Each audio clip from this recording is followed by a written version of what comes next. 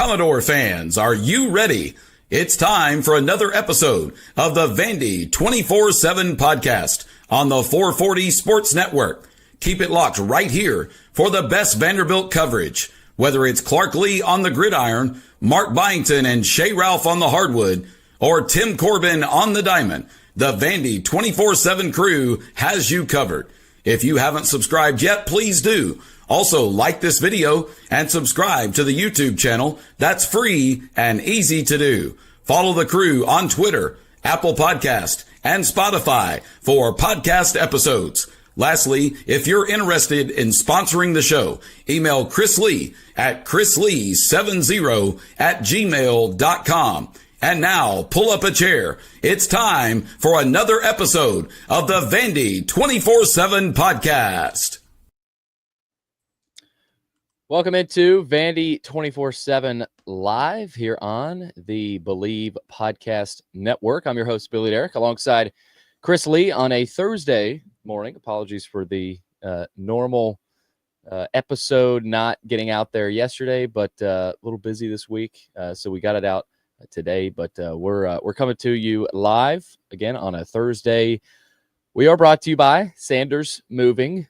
The final baseball podcast of the season, brought to you by Sanders Moving, leaders among moving companies in Nashville and the surrounding area. Their team of professionals are dedicated to their craft. They're focused on delivering efficient, hassle-free moving at an affordable price, whether you're moving across town or across the country. Sanders Moving has you covered. Visit them online at tedrsandersmoving.com. Chris, a lot going on for you. Of course, regionals are wrapped up in college baseball. A lot of carnage in the SEC. Vanderbilt, of course, being one of them, eliminated from their own regional in 3 games, not 2 in barbecue, but 3 games. And it's now the 4th season that has happened to this baseball program. A lot of questions to be answered. We're going to try to do our best today. We're going to get to some mailbag questions. We're going to talk broadly about this program, but we're going to really dive into what happened in the regional, what happened in the loss, and do our best to explain it. I know we've thought a lot about it. Chris, we saw it. You were there those first couple of games, and being there Sunday was, it's always weird when the higher seed gets to Sunday, the crowd is a little bit depleted and lacks energy. And boy, did we feel that in that Wright State game. So we'll get into all of that. And again, talk broadly about the program and where they stand, and of course, take your questions and your comments, your live comments as well. Fire those into the stream. But Chris, how you doing? What's going on? Good. It's been busy, really busy.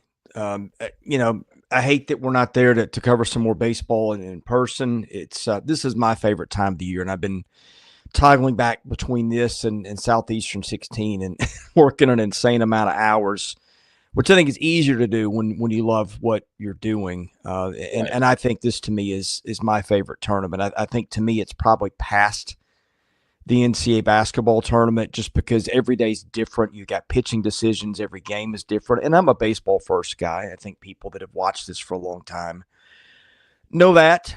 So there's that too. But not the weekend we expected on the Vanderbilt end for sure. No, and it's really not the weekend we expected on a broad spectrum either. From, you saw the number 2 Texas team go down. You saw all kinds of SEC teams get eliminated. Georgia, Florida with an early exit. You saw all kinds of crazy upsets. Ole Miss go down to Murray State. You saw some teams really struggle to get out of their own regional or get out of a road regional when you expected, a team like Alabama as a 2 seed that you really thought could do some damage. So Vanderbilt's not out of the ordinary here. They're not too different to what happened in the SEC, but I know Vanderbilt fans don't like hearing that. But Chris, I want to start with, and I'm not going to go day by day, a couple of points here on why this happened. And to me, Corbin explained a lot of it on Sunday. We know about Saturday's press conference and what happened. Probably not going to hash any of that out. It's pretty self-explanatory what went on. But Sunday's press conference, I thought, explained away a lot of what happened and maybe specifically on Sunday, but I think in the regional as a whole, Corbin got pretty honest and pretty realistic about what was going on. And some of those quotes were pretty clear and pretty poignant in saying that, basically the guys were trying too hard when you want it so bad. For seniors like RJ Austin and Jonathan Vastine, sometimes the younger guys can press a little bit because they want it so hard. And, you heard Riley Nelson admit against Wright State on Friday night that, yeah, we were playing tight. And Chris, the thing that worried me a little bit was that the playing tight factor really didn't change all weekend. Felt like they played tight against Louisville as well. Yeah. I remember I was sitting next to Maurice Patton, who's a good friend of mine. And I remember Maurice and I, we were the only two people that were in the press box that were there back in 2007 when they played Michigan. The program was on an ascension, and that was the only other time they'd been a number one overall seed. And it was very different, right? Vanderbilt had been number one most of the year, and it had David Price and Pedro Alvarez and Mike Minor and Ryan Flaherty, who all ended up being first-round picks. They were the face of college baseball all season. They seemed like the team of destiny. And then I think, they faced a good pitcher in Sean Kelly on Friday night, who went out pitching in the majors later. And it was a little different because at that point, you can kind of explain it away in terms of, well, they're facing a guy that was the pitcher of the year in their league. They got an unusually tough 4 seed. Baseball happens. It set them up for bad things. Even though they won that game, they had to burn Casey Weathers. This was different, right? They got shut down by a guy who'd been kind of a nobody. And I'm not saying Cam Allen doesn't have some talent, but it hadn't been a problem for most other teams that he'd faced. And so, you think when they get to 3 home runs, when they go to the bullpen, okay, they're getting past this. But I remember I turned to Maurice and I said, look, this feels a lot like 2007. And this was probably inning 4 or 5 on Saturday. You could just feel the tightness in the ballpark.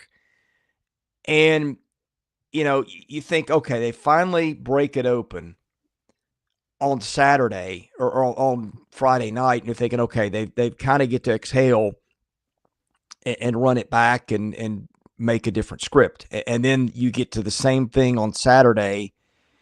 And I remember, it was so reminiscent of the Xavier game without the 4-hour rain delay 2 years ago, where they had to have a quick turnaround and they just didn't respond in time. And I remember just thinking, I don't think this is them playing an opponent. This is them playing themselves. And that's exactly what it turned into. And no, look, they've caught a ton of bad breaks in the last 4 regionals. They've lost 7 of the last 8 games, I think, that they've lost have been by 1 run. That's hard to do. The first 21 balls they put into play in the last game of the season, none of them went for hits. Most of them also weren't well hit. You had the double that I thought was a fair ball that they couldn't review, and then you had the rigged and hit. But at the same time, look who you're playing. This isn't LSU, Tennessee, Georgia, Auburn, whoever. This is Wright State and Louisville, and you should be able to put more distance between yourself and those teams to where you don't need it. I thought they played themselves all weekend. They never could get out of that. I thought the atmosphere in the ballpark was horrible. The crowd could feel it. When you can name the only 2 people in the crowd making noise by name for the most part, other than people grumbling about strike calls, I thought the fan base wasn't why they lost it, but I think they could have helped them by picking them up a little bit. That didn't happen. Just the atmosphere was in the air from the time that Cam Allen set down the first 9 batters of the game on Friday night. It just kind of stayed in that spot all weekend where everybody was tense. Nobody was making noise, and all you're thinking of is, oh, man, here it goes. Can they get out of their own heads in times? And that's the place they stayed the whole weekend, Billy. Yeah, only 12 hits through 3 games. Another early exit. It's now 4 straight years, obviously, as I mentioned, that Vanderbilt has failed to make it to a super regional. You mentioned Cam Allen. We can't forget about Wright State's Griffin Page. He entered the afternoon on Sunday with an ERA of 8.9. Yeah. I mean, and Louisville starter Saturday night, forgetting his name. He's a good pitcher. but a couple of the relief guys didn't have great numbers. Louisville wasn't known for their pitching this season, so you can tell it was so obvious, Chris, that this was on Vanderbilt. Vanderbilt beat themselves. Vanderbilt was in their own heads, and I can't imagine how the locker room felt. We got a good idea of how Tim Corbin felt, and Mancini did a good job of laying out kind of what happened and how the team was feeling. And I hate it for them, but at some point, Chris, you got to realize that there is something, I don't know whether it's the Arkansas effect. We've seen them be cursed, seemingly, in 2018 in the national title, and then a couple of home regionals don't go their way. They're breaking that this year. And again, they've got a chance this weekend against Tennessee to continue to crack through. Vanderbilt has to break that. Now, 4 years isn't 12 years, right? This is not, it's 4 years. But, this is the same as a basketball program like Duke losing in the first round of the NCAA tournament or failing to get to the Sweet 16 4 straight years. There is something that needs to be solved. And maybe solved isn't the right word. There's something that has to be addressed. I don't know if that's mentally. Obviously, there's a lot on the hitting problems and the hitting coach, and I don't think that's the way to go about this. But Chris, I think, and Gentry Estes read a really good piece in the Tennessean, and basically to summarize it, if you haven't read it, go check it out. But he kind of implored this program to have fun, to play loose. It's not always hard to play loose. First of all, they had the number 1 overall seed. Only 2 number 1 overall seeds have won the national title since '99. So there's that. But not getting out of your own regional 4 straight years, or at least 2 that were in Nashville, 2 on the road. There's something there. There's something that has to be addressed, Chris. I thought Gentry really hit on it there. Vanderbilt, energy-wise, they were out there, playing baseball and having fun. You saw Riley Nelson Friday night show some emotion, but man, Saturday night against Louisville felt like they were really tight. It was a close game, contested game, and there were some energy bursts, but Chris, there just wasn't the same life that they were playing with in Hoover and the last 2 to 3 series of the season that you saw. And I don't know if that starts at the top or what, but there's got to be something that has to change from this. Well, back in 2007, Tim Corbin was devastated by what happened. I mean, I think that, really set him back a couple of years. And I remember the regional host telling him, hey, look, you guys weren't going to win this thing. You just weren't ready for the moment. And he ended up being right. And I think that set off several years of self-reflection where, 8, 9, 10 were years where they didn't have their best seasons. They got to regionals. It's a lot like where they had been the last few years, right? 11, they had a phenomenal year. In fact, I still think 11, had they gotten a better seed, I thought the 6 overall seed was a joke. They had a 3-way tie for the conference lead, but like run differential, they were way ahead of those other teams. Yeah, and they got stuck with Florida and Omaha. So, you run that back differently. Maybe even that one looks a little different. But I don't know. I think that's what surprised me is that he's been through this before in this spot. No, look, those were different. That team, again, was the poster boy of college baseball all season. This one, nobody had getting the 1 overall seed. No. So, like, maybe Saturday, that popped up as a legitimate topic, and then they win the whole thing Sunday, and everybody's, now they got a target on their back. Mm-hmm. And, look, I'm not making excuses for them. You've got to figure out a way to handle that. But you can't tell me that wasn't an issue. Maybe playing free and easy when nobody's targeting you is easier to do. I was just surprised, like I don't know if they did or didn't, but did they not have a dugout meeting in the middle to say, hey guys, let's, I just feel like maybe, I don't know if there was some leadership lacking in the middle of that. Maybe they were, sometimes like when something is happening to us, we're too stunned to act in the moment. And I thought, but I mean, that's harder to explain when you've got the history that Tim Corbin's got. Like I said, he's been through that in 07.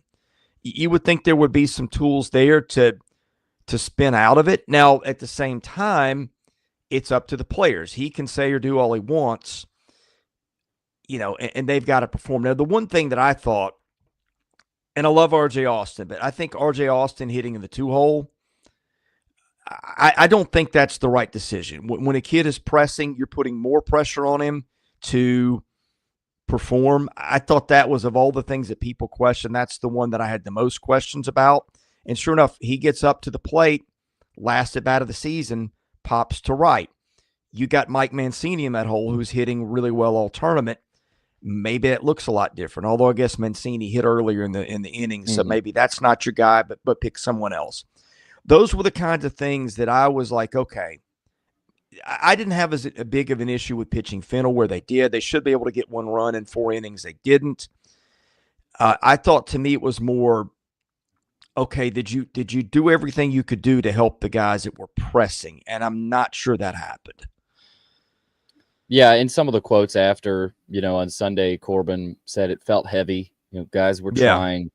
And he also said, I feel like I didn't equip them properly in some way. Having done this a lot of times, I just feel like I didn't equip them for this moment, but they were trying, and we could feel like we were going to pull it out. And it did. In that ninth, felt like they were going to pull it out. Now, that was the top of the ninth, and they would have had to play some defense. But for Mancini to get his hit, Rustin get the ball to the gap to cut it to 5-3. All you need is another base hit. You tie the game. And you just can't. That was the story of the weekend. You couldn't get the big hit. You couldn't find a gap.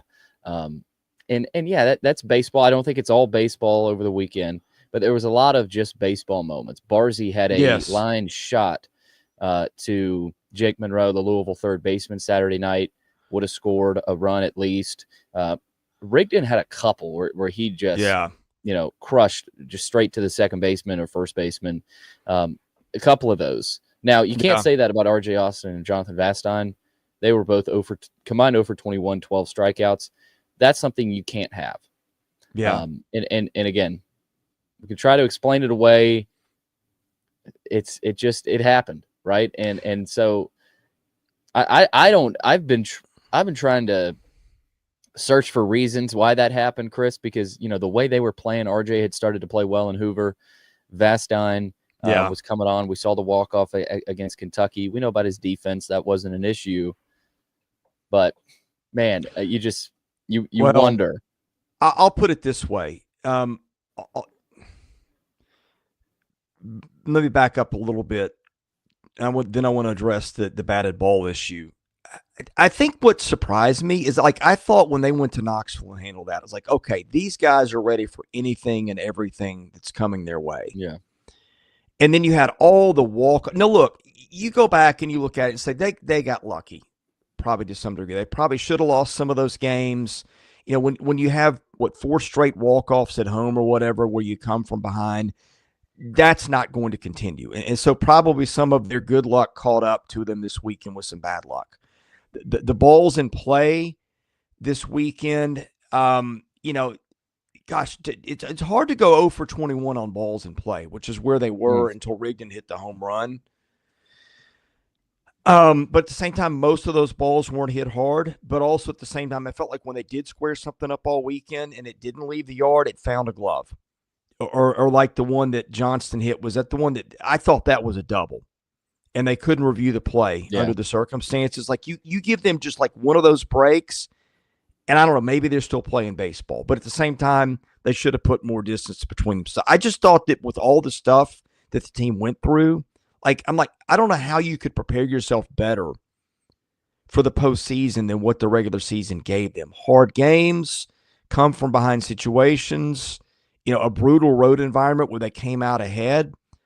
I think that to me was the biggest surprise, is that they weren't more prepared for the moment.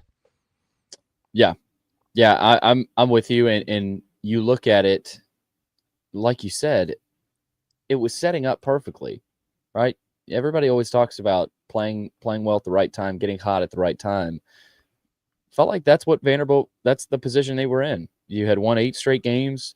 You roll through Hoover, and you get the #1 overall seed, and that might have been the kiss of death. Turns out that it was. But Chris, again, I do think, and we do have a lot of mailbag questions we'll get to. We have some live comments, questions here as well. I'll kind of wrap this portion up with this. Vanderbilt is still the program they are because of Tim Corbin. They have 2 national titles. The pressure that him and his program are feeling and have been feeling. I mean, it's obvious that where the narrative has been. They did a good job of dispelling that for a while this season, but I think you can tell there's still some mental, whether it's baggage or not, there's still a lot there that this program is feeling and that I know Tim Corbin is feeling. And he started in his press conference on Sunday, he started to mention, I'm at the tail end. And he didn't finish the sentence. Wow. I think okay. I don't know if you caught that. I wasn't there for that one and I haven't really seen it yet, but that's interesting. Yeah, I'm trying to look through. Robbie did a good job of putting the entire transcript out there. I'll try to get that full quote there. But yeah, he started to say, I'm on the tail end and kind of paused and didn't really finish that part of what he was saying. But he said, I don't need a health scare to enjoy what I'm doing and to not take for granted, these moments. And the hope, Chris, is that this young core with Barzy, Holcomb, Johnston, Rigdon, some of the young pitchers, they take this and they run with it. But you've got to get into the portal. And you've got to learn from this. And Corbin, I think that's the reassuring thing for Vandy fans. You have the retirement thing every postseason. It seems like the last 3 or 4 years. I think we both know that's not happening. But he did say that he wants to learn from this. He's going to look at it, and because he really does want to learn from this, and take it sounds like he's going to take a good long hard look at what happened. But Chris, anybody making overarching statements about him or the program, I don't think are correct. You can tell when he really loves a team. And I think that's part of the problem is like when he goes into that press conference environment, he's already feeling a sense of guilt that he's let his team down. I was talking to Luke White about it after it happened. He said, the thing about Tim is he doesn't have any sons. He had 2 stepdaughters, and I think he cared for them immensely, but he never had a son. So I think his players are the closest thing that he's had to it. I think R.J. Austin is one of his favorites, without a doubt. You can tell how much he loves R.J. And my interactions with R.J. too, I can tell why. R.J.'s a terrific kid. Yeah. Just class act. And I think when it hits a guy like that, who is at the brunt of a lot of the criticism and the forefront of, I think that makes Tim feel worse. I think that he loved this team. I think that he loved his guys. I think he felt like they had the right mix of chemistry. Now, I don't think they had the talent that they've had before. I'm not saying they were a bad team, and they did earn the #1 seed. But, like, if you're making a list of talented Vanderbilt teams, now I do think I said the depth for them was better than people knew. That was the strength of the team. That's why they were a better team than I think people thought. But you did not have a David Price. You didn't have a Carson Fulmer. You didn't have a J.J. Bleday. You didn't have that one guy that could really carry a team when you had to have it, particularly from a lineup standpoint. And I think that was a lot of it. You rank these teams 1 to 22 or whatever it is in terms of talent that he's had. I'm going to say they're kind of middle of the pack. Yeah. So on one hand, he has probably overachieved with this bunch, but on the other hand, they did earn the #1 seed too. So yeah. And I feel like there was something else in there that I meant to touch and didn't. There's just so much to unpack here, Billy. Yeah, no, there is. And I looking at this over the weekend, Chris, more now than ever, I feel like 2 seeds are playing really loose and comfortable. So I don't know. So are 4 seeds. Look at Murray State. Look at Wright State. UTSA. And I know you had some 2 seeds that lost, and there probably is, Joe Healy, and everybody talks about this on TV, talks about everything means nothing. That's really what it's felt like this year, Chris, that you can't explain away a lot of what's happened this college baseball season, and Vanderbilt's a part of that. It's really been wild, and who knows what happens this weekend, but it is what it is. Baseball can be cruel. Corbin also talked about how, it was the difference between winning the national title in 14 and losing in 15, a matter of inches. If ball hits the bag and bounces over Xander Wheel's head, and they got beat by much. I'm not saying Virginia wasn't good, but there's no comparison. Yeah, Virginia, I think, might have been the last team in the tournament or close to it. And they had talent. They were kind of the 2014 Vanderbilt. Their talent was coming. Yeah. It wasn't. It was Travis Smith and those guys, and they just kind of caught a heater at the right moment and caught all the breaks. It was very much like what Vanderbilt had been the year before. Although I think 14 Vanderbilt had more talent than 15 Virginia. But yeah, it's just. I was in Omaha. I watched the ball hit the bag, and that changed the whole series. But that's just how it goes sometimes. And, you get some of those for you, you get some of those against you. And this was a weekend where it felt like all those went against them. All right, let's hop into the mailbag, Chris. We'll continue this discussion. A lot of them are baseball. Again, mailbag brought to you by Sutherland and Belk. They are sponsoring the chat room as well. If your loved one has been hurt or in an accident, give Taylor or Russell a call at 615-846-6200 to see what your rights are or if they can help. Chris Lee on the guest line, brought to you by John Levin, good friend of the show, Wobble Bond Dickinson. Thanks to student athletes at Vanderbilt for their dedication, effort, and hard work. Guest line also brought to you by Yeaman Packaging Systems, leaders in end-of-line packaging automation. All right. Oh, I thought I had this thing pulled up. My apologies. I had Corbin's quotes pulled up, and here we go. We're going to get this thing kicked off with Blackout Door. Oh, no, that's one of the other. I'm sorry about this, Chris. No, it's okay. We probably got a lot of questions after the weekend. Yeah, it looks like from my count we've got about 7 or 8. Let's do baseball in order to keep it contiguous, and then we'll do whatever's left if anything is left. Okay. VA 72. Compare and contrast the two ends of the spectrum. Vandy was a talented team with some flaws who overachieved versus Vandy had elite talent and choked in the tournament. My sense is that they are somewhere in between. I think they were a well and imperfectly coached team with some notable gaps in talent, excellent defensively, mediocre hitting for average, good but not great when hitting for power, and lacking a couple of elite future first-round picks in the MLB draft at the pitching position. I completely agree with that last sentence there. Yeah. I thought that was a really good way of looking at how they're built this year.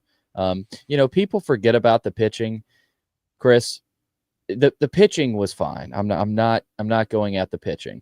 Yeah. But when Vanderbilt has been good, they've had at least 2, if you're really, and a lot of times 3, Chris, 3 aces that you just throw out there, and you're like, how are we going to hit this guy today? And that really sometimes with Thompson, Bowker, every now and then he didn't get to 5 innings a lot of games though, and we saw what Fennell could do, and saw some flashes of McIlvain and a few other guys. I thought Guth was really good, and we know about Levi Huseman, but I think the pitching, I say drop off, that's a little ridiculous to say, but the pitching hasn't been, you don't have a first round pitcher on the team, and that's a rarity for Vanderbilt baseball, Chris. Yeah, and I think JD Thompson was better than people gave him credit for.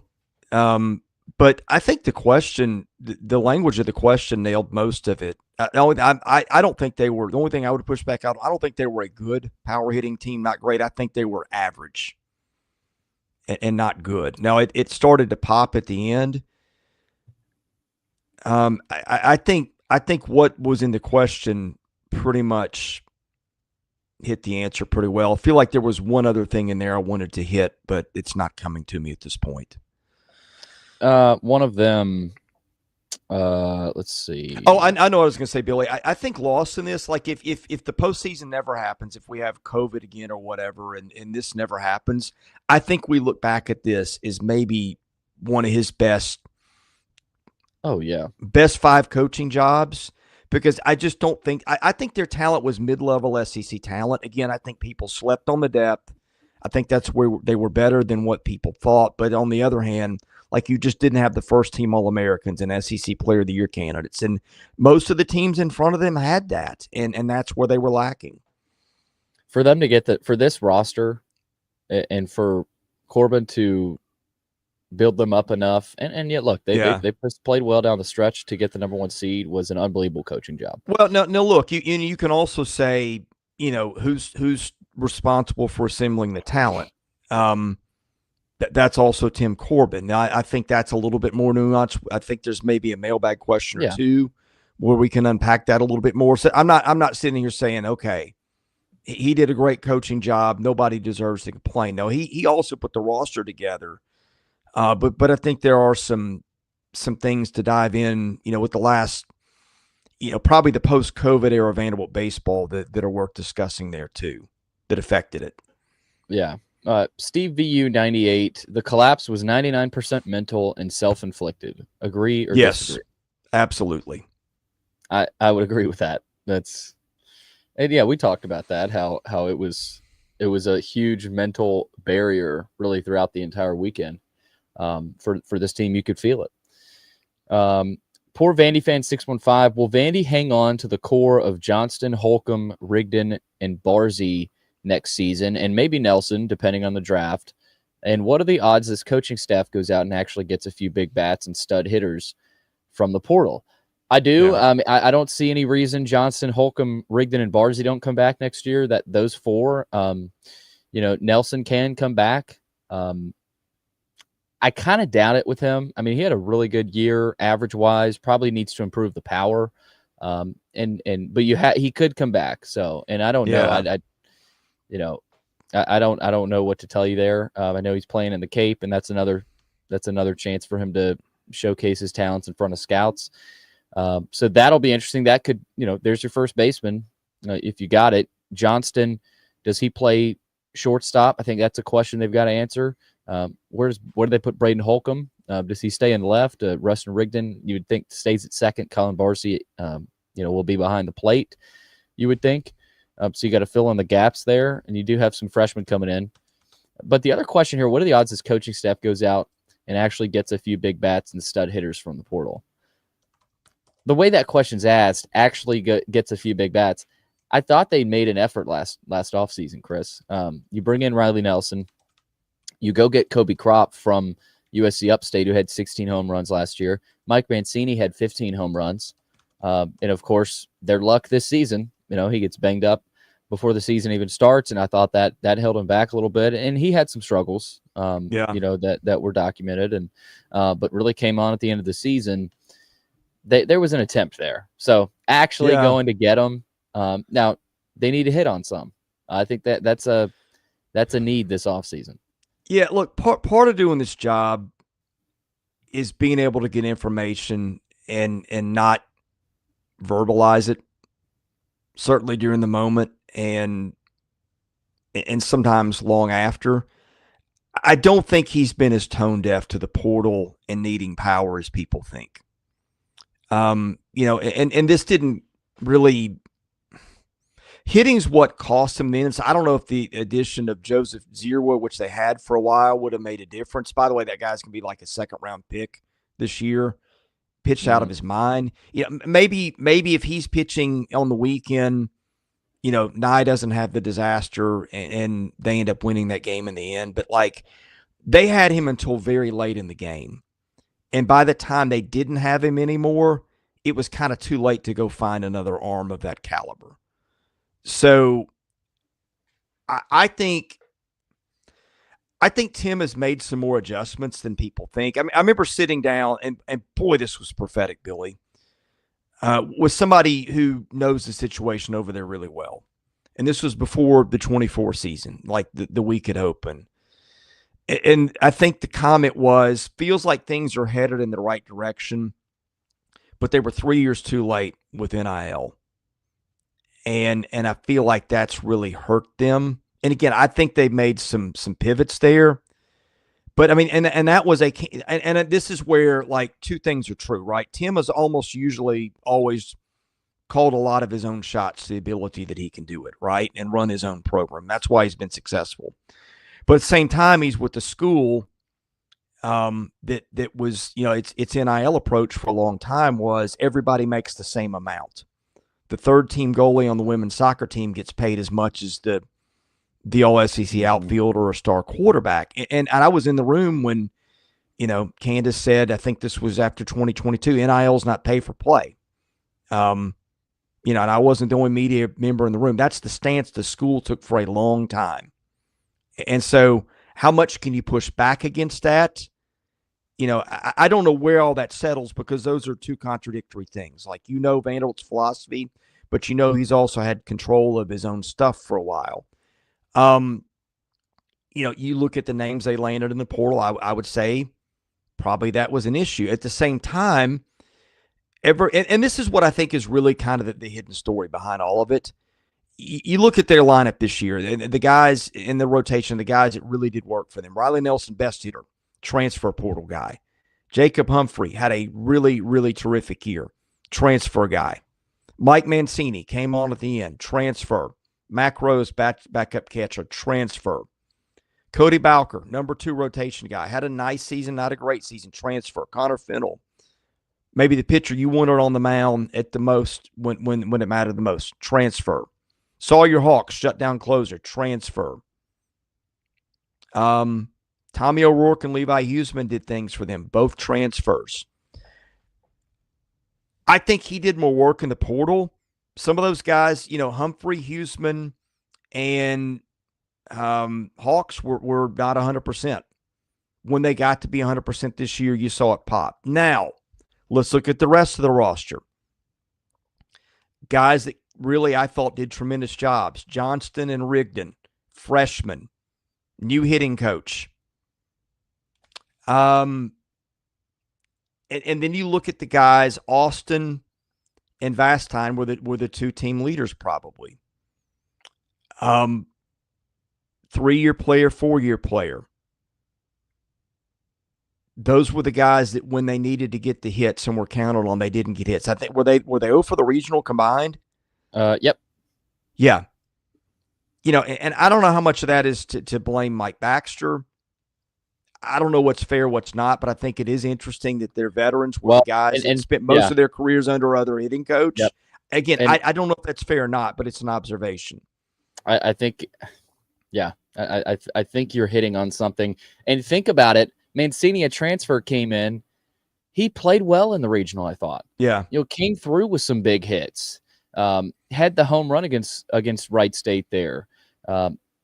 Did some things, got some things going and wanted to keep playing. Not that the other guys didn't want to keep playing, but you could tell that from Mancini.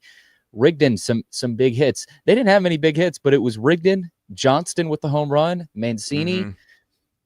And, it's there is something there, Chris. I think so. Well, let's unpack this a little bit more, okay?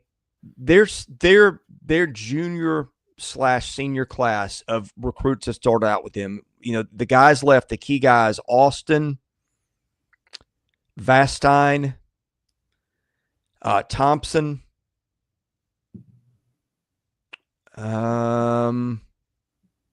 Goodness, is that about it? Let me make sure I'm okay. Well, you had JD. You had Maldonado, JD Wright. Maldonado, I do wonder if there's something salvageable there because the kid still got power. He just was out in front of everything, and I do think injury explains some of his last 2 years. JD Rogers never really developed. Going to hit the portal, and I'm guessing they maybe for whatever reason they didn't work. But like I'm looking down at a roster where those older guys. There's some guys there that might have been there, but never came to campus. Like some of their better players in those classes, they didn't get to campus. And then the ones that they did get to campus that are still around, they just didn't do much. And in the meantime, he'd made this pivot to the portal, and the guys that were helping them the most, for the most part, were transfers. So, some of them took a little longer to develop. A lot of that's help, but I think that's really interesting. And I think if you trace a lot of stuff back, Billy, it was the inability to get guys through the draft, through the freshman class, that really hurt them, really left them with some holes. And look, that's not a thing that's unique to the last few years. That's a thing that Tim's had to battle the whole time he's been there. And then the ones they get through, with the exception of J.D. Thompson, never really quite hit the ceiling that people thought they would. And I think that's the backstory to all this. Agreed. Chris, this is from Willie Pickle. Chris, will you provide your opinion on Jason King's first season, and in what ways, if any, he will be an upgrade over Mike Baxter's 1 to 3 years from now?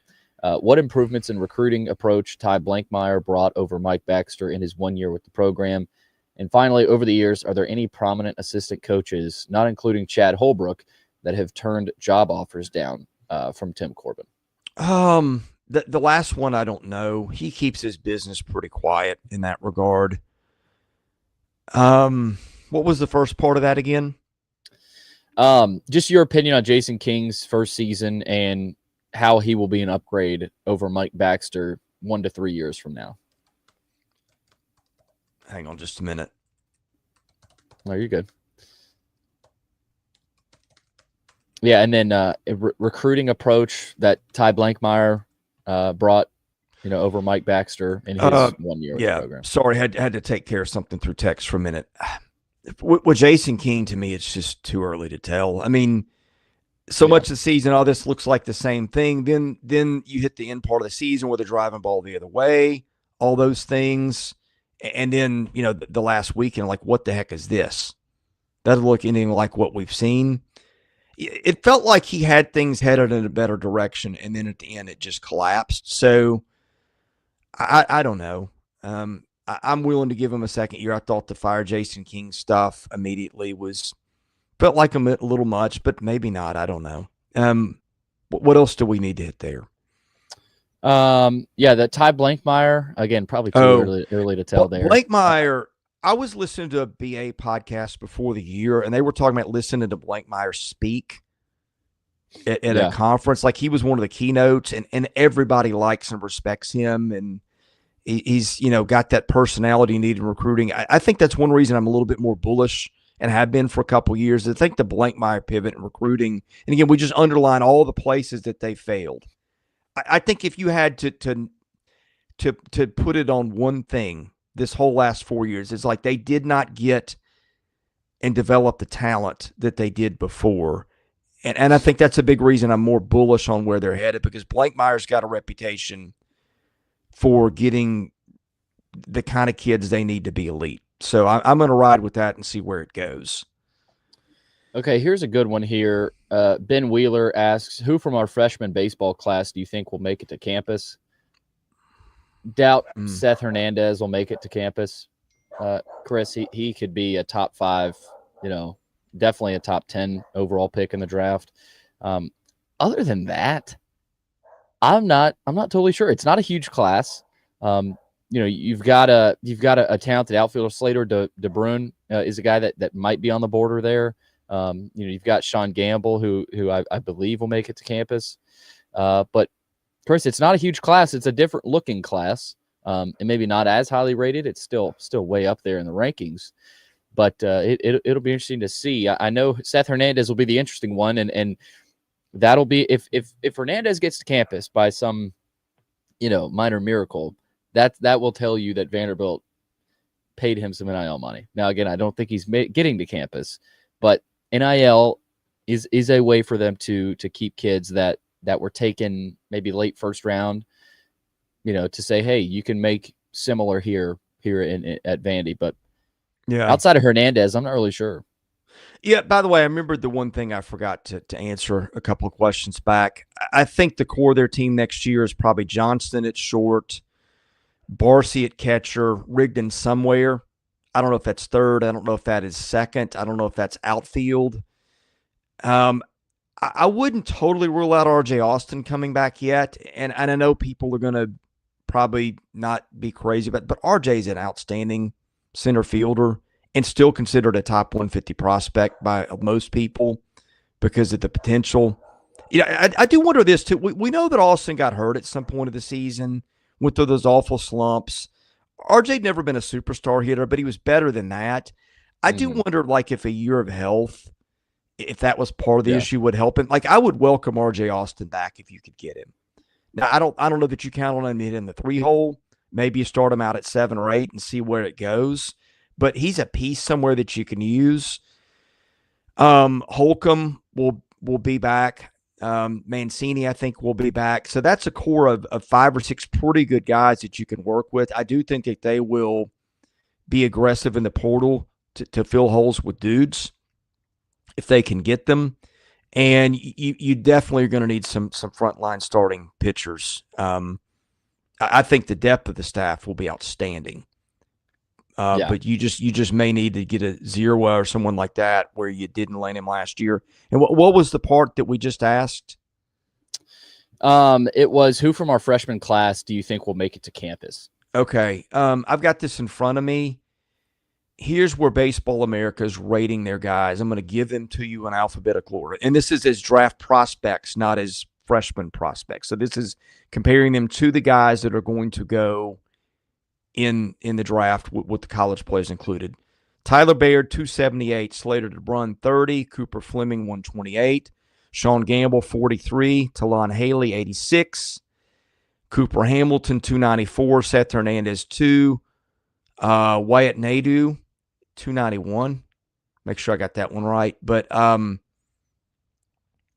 so Hernandez is really the only surefire. Well, I think DeBrun and Gamble, those are historically hard gets. So once you get past 100, it's a little bit more pliable, but that's what you're looking at. Okay, so that's some good intel on Gamble and DeBrun. Keep an eye on those guys. Do want to get to some of these chat ones. We had some good ones. Dylan says, I think the last 3 or so weeks of the regular season and conference tournament, they were playing loose and full of confidence. No idea why that changed in the regional, but very disappointing. Yeah.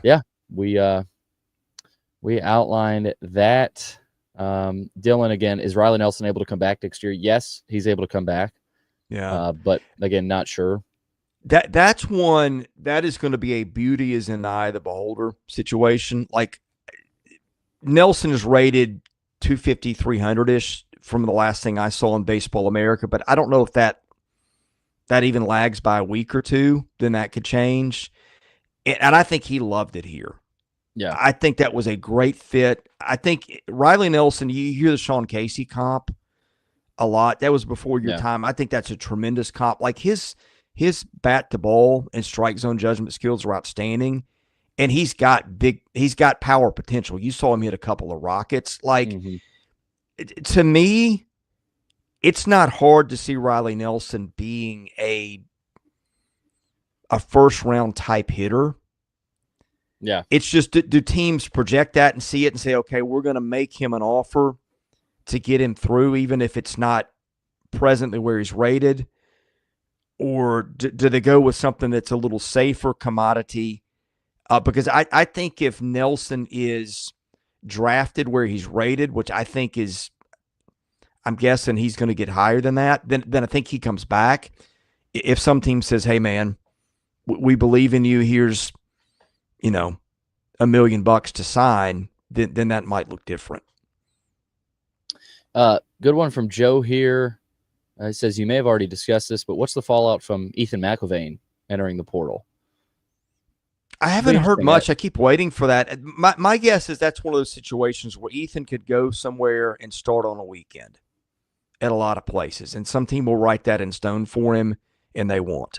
And I have no information on that, but they have those end-of-the-year meetings where it's kind of like, are we all on the same page here?